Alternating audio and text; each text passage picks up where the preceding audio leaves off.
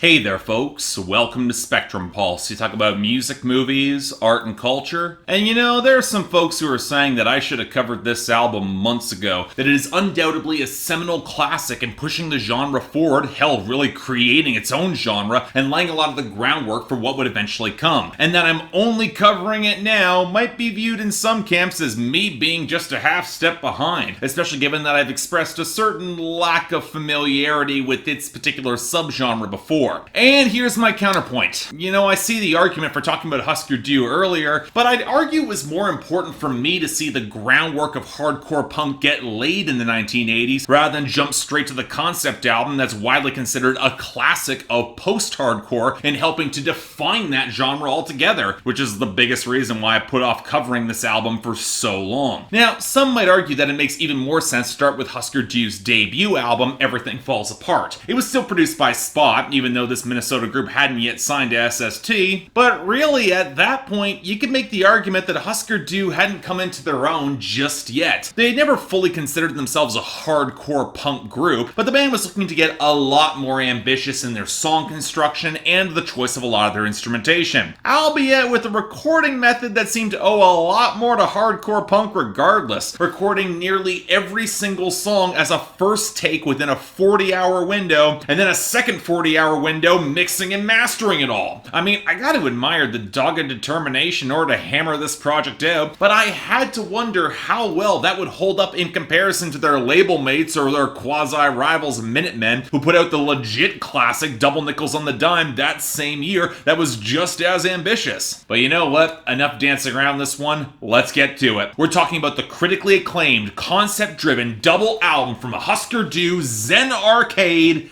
and this is Resonators. So alright, there are two parts to the conversation surrounding Zen Arcade, and they both present something of a different question than I normally approach on Resonators. Firstly, because this is a narrative-driven concept album, and I've got my own personal set of criteria when it comes to evaluating those projects. And the other piece, well, we'll get to it, but I'm sure anybody who's familiar with any critical appraisal of this album in particular and my taste, you'd be able to take a guess at this, especially as I'm going to come on here and say that while Zen Arcade is a really damn good project and certainly one I respect for laying the groundwork for post-hardcore, I might struggle to put it among my favorites to come out of this period or that I've covered on this show. It's really good, don't get me wrong, but I'm not sure for me that it's great. And again, it's not to discount the ambition or the genre-pushing side of this album. Sure, the foundation is definitely in hardcore punk, but there were slower, more tuneful, more melodic cuts, and that bring in differing tones and styles, and the psychedelic warping of the guitars to intentionally trigger the ambiguous narrative, to some keyboard tones that absolutely have the sound and tone of an electric piano from the mid-80s. Not bashing them, just an observation. And that's before we get into the narrative influence. And you know what? I'm not going to mince words about any of this. If you listen to Zen Arcade by Hüsker Dü, it's very hard to ignore the parallels to Quadrophenia by The Who, which just so happens to be one of my favorite albums of all time. Seriously, it's a classic. I give it 10 out of 10. The teenage alienation, the social groups warring for the control of the protagonist's soul, the departures from home into an increasingly hostile world that inevitably winds up standing by the sea. Hell, but for the ending twist, which we will address, much of the dramatic arc and the storytelling remains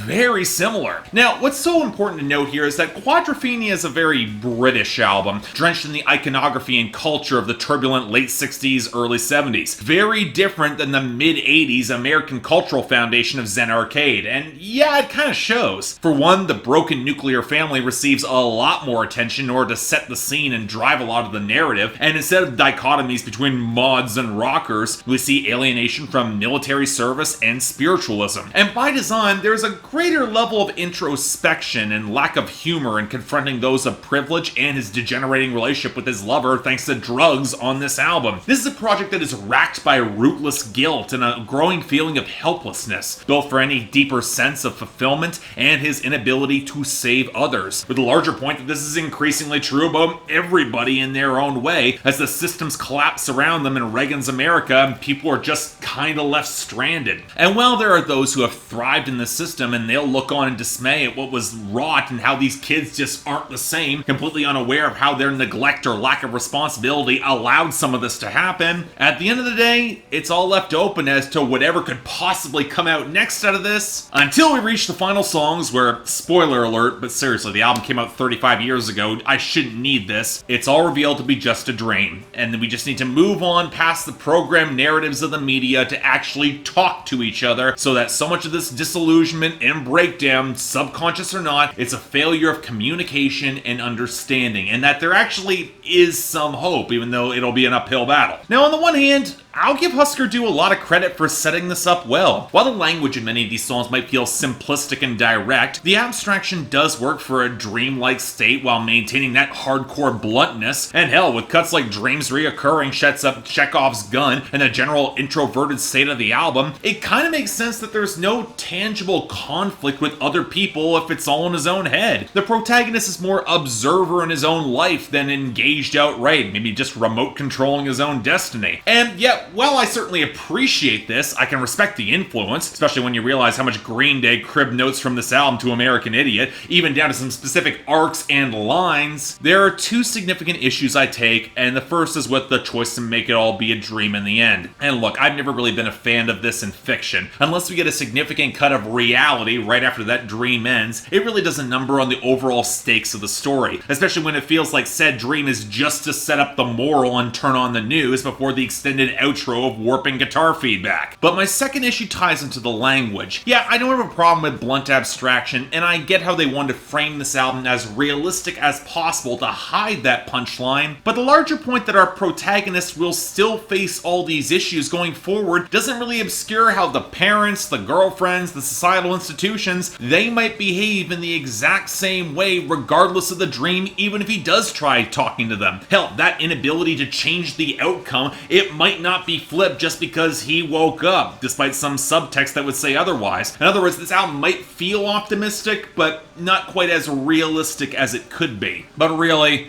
that avoids the larger issue of this album, and one that I've really been on the fence to discuss: the production. And again, it's not even so much that it's bad, but that it's really inconsistent, heavily reliant on first takes where it's hard to ignore the slapdash nature of a couple songs. And that's to say nothing of a really rushed mixing and mastering process where the bass lines, they're always prominent thanks to Spot, but the drums can sound really muddy, especially the cymbals. The fuzzed out guitars can clash with the vocals where it's hit or miss if you can make out anything coherent, and all of it has a real lo-fi quality that can vary and pick up from song to song, especially in that guitar tone. And again, I see why critics of the time gave it a pass. Hardcore punk gets all the passes in the world when it comes to cheap lo-fi mixing it, doing it yourself, and when you can make the argument that the hazy dream logic even justifies the shifts and miss quality, and that's where I draw a line. Because that excuse can justify more diverse soundscapes, but not the quality of the songs themselves. Come on! And honestly, it's a bit of a shame that this is such a consistent issue on Zen Arcade, because despite a pretty distorted tone, the guitars carry a fair amount of tune, and while the reliance on first takes indicate that there is moments that feel clumsier than they should, these are some strong underlying compositions that could use mixing that didn't feel so flat or lacking in consistent dynamics. And what's exasperating is that there are a couple songs that Hüsker Dü did record with more than one take and showed a little bit more care in the production, and shocker, they sound better. And given the ambition behind the concept overall, I'm a little bit baffled why that just wasn't done with everything, because you wind up with songs like Turn on the News and Something That I Learned Today, and especially Pink Turns to Blue, my easy favorite here. They sound excellent alongside songs like Charter Trips and I'll Never Forget You and Masochism World, and somewhere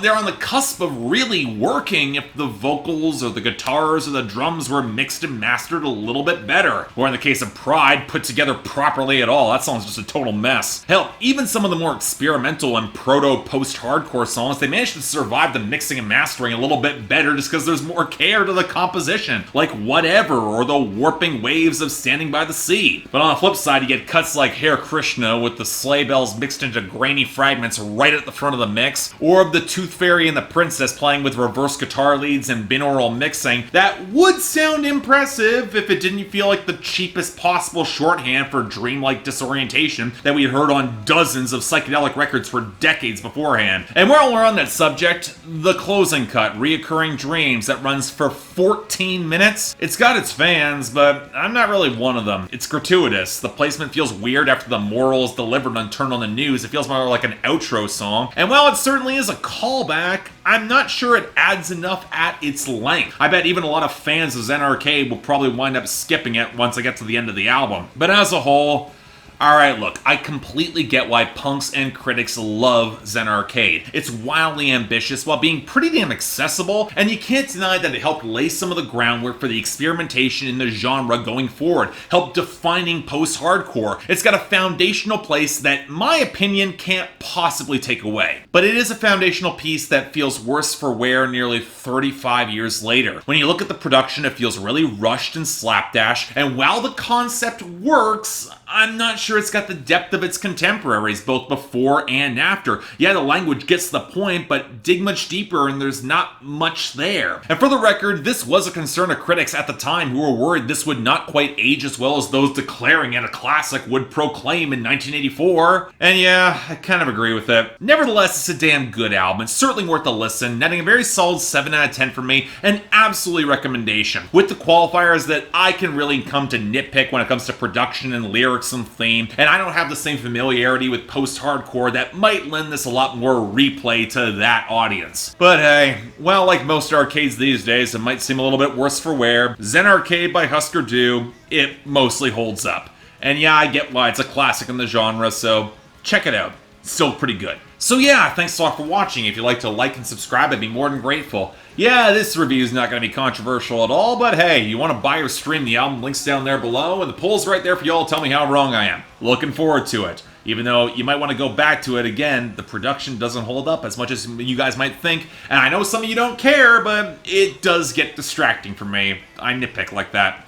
Beyond that, anything else I might be able to do to improve my presentation, I'm all ears. And if you guys want to get involved in my scheduling process, help vote on next episodes of Resonators, or support the channel, link to my Patreon is right over there, where 3 times a week you guys get to vote for my schedule, and once a week for the higher tier contributors, guys get to add albums, movies, or even a top 10 list to that schedule. More details right over there. If you want to see my schedule, it's on my Instagram, link down there below. But till then, I'm Mark, you're watching Spectrum Pulse, and I'll see you next time.